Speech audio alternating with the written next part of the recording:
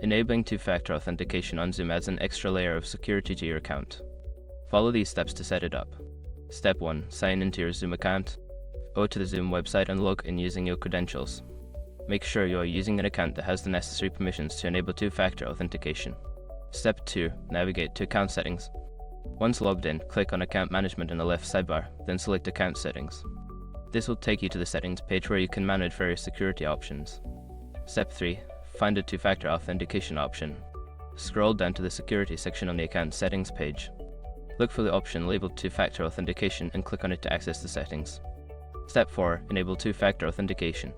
Toggle the switch to enable two-factor authentication. You may be prompted to confirm your choice or enter your password again for security purposes. Step 5. Set up your authentication methods. Choose your preferred method for receiving authentication codes, such as via an authenticator app or SMS.